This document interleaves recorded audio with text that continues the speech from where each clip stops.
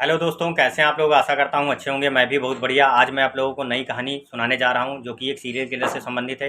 एक ऐसा किलर जो करने के बाद पुलिस के पास खुद फ़ोन करता और कहता कि मैंने इसको टपका दिया है, तुमको जो करना हो कर लो। एक कत्ल करता, फिर दूसरा, फिर तीसरा। पुलिस को बार बार चुनौती देता और पूरे गुजरात के राजकोट क्षेत्र में उसने सनसनी फैला दी।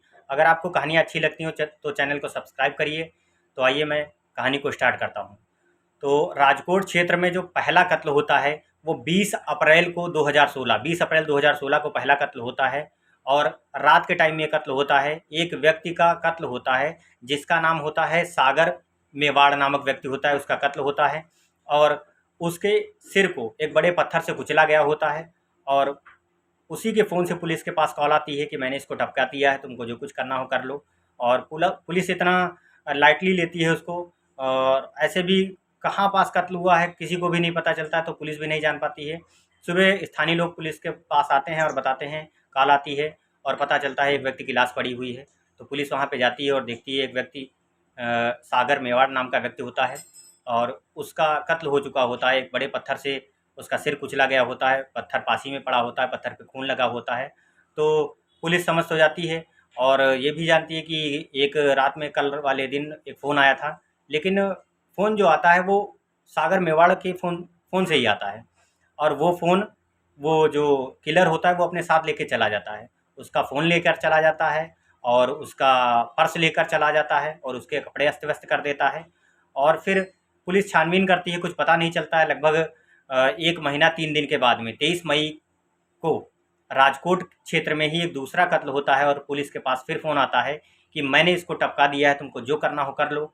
और सुबह पुलिस को लाश मिलती है। बस केवल इसमें चेंज ये होता है कि वह स्थान बदला होता है।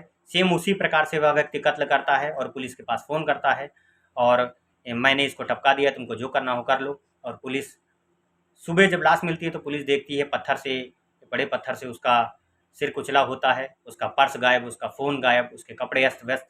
और एरिया बस सुनसान होते हैं। दोनों में सिमिलरिटी यही होती है कि एरिया सुनसान इलाके होते हैं और कपड़े अस्त-व्यस्त होते हैं, फ़ोन गायब, पर्स गायब और पुलिस के पास कॉल आती है। तो पुलिस इन दोनों केसों की छानबीन कर ही रही होती है। तब तक देखती है कि पुलिस के पास लगभग 3 ही 4 दिनों में 26 मई को, 23 मई को दूसरा कत्ल होता है, फिर 3-4 दिन के बाद में 26 मई को तीसरा कत्ल हो जाता है। और तीसरा कत्ल जब होता है तो इस बार पुलिस के पास ना फ़ोन जा करके उस व्यक्ति के घर वालों के पास फ़ोन जाता है। और घर वालों के पास फ़ोन जाता है कि मैंने इसको टपका दिया है, तुमको जो करना हो कर लो। और वो लोग जाते हैं, सुबह मुकदमा दर्ज कराते हैं। तभी पता चलता है पुलिस को कि राजकोट क्षेत्र में ही एक सुनसान इलाके में एक व्यक्ति की लाश पड़ी है। पुलिस जाती है, पुलिस लाश की शिनाख्त करती है और पता चलता है ये जिस के परिवार वालों ने मुकदमा दर्ज कराया है इसी की लाश है।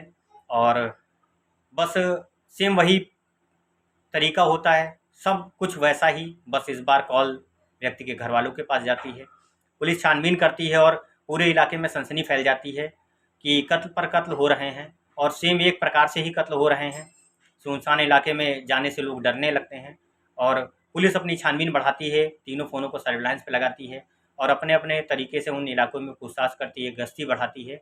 और रात में अपने हिसाब से गश्ती दल भेजा जाता है, लेकिन लगभग कुछ पता चलता नहीं है। तभी एक चौथा कत्ल फिर से हो जाता है। इसी दौरान एक चौथा कत्ल होता है, वल्लभ भाई के नाम का व्यक्ति होता है, उसका कत्ल हो जाता है।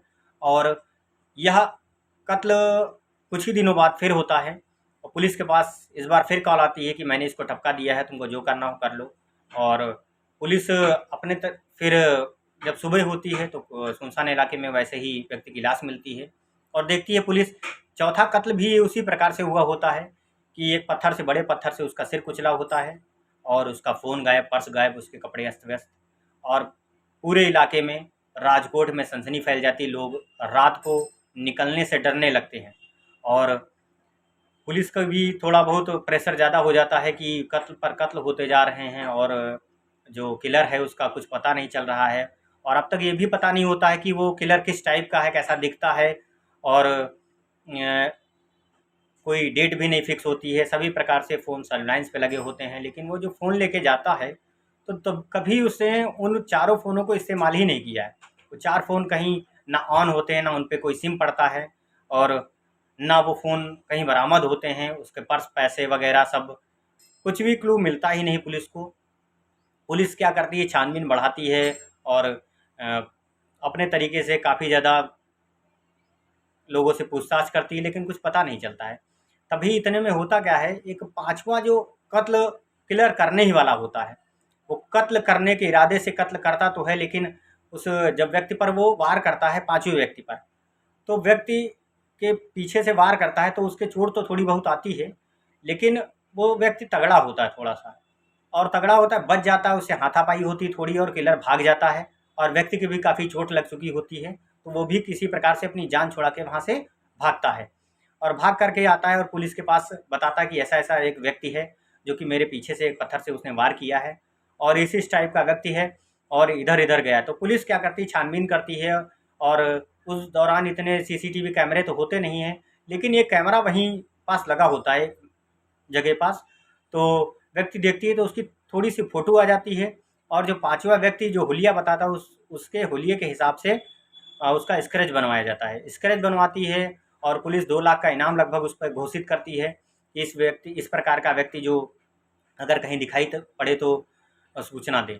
ये 4 कत्ल के बाद ही सूचना के लिए उसका इनाम घोषित कर दिया जाता है, लेकिन जब 5वां कत्ल होने वाला होता है तब उसका स्केच बनवाया जाता है और अब पुलिस के पास एक क्लू आ चुका है और एक फ़ोटो आ चुकी है और सारे क्षेत्र में, राजकोट और गुजरात के क्षेत्रों में ये फ़ोटो लगा दी जाती। तभी पुलिस के पास फ़ोन आता है कि इस शक्ल का व्यक्ति एक स्थान पर रहता है और पुलिस जाती है, उसको पकड़ती है और कुटाई के दौरान ही वो हाँ बोल देता है कि मैंने ही जो चारों कत्ल हुए हैं वो मैंने ही किए हैं।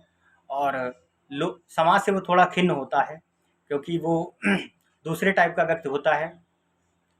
अगर आपको कहानी अच्छी लगी हो और कहानियाँ हमारी अच्छी लगती हैं तो चैनल को सब्सक्राइब करिए और धन्यवाद।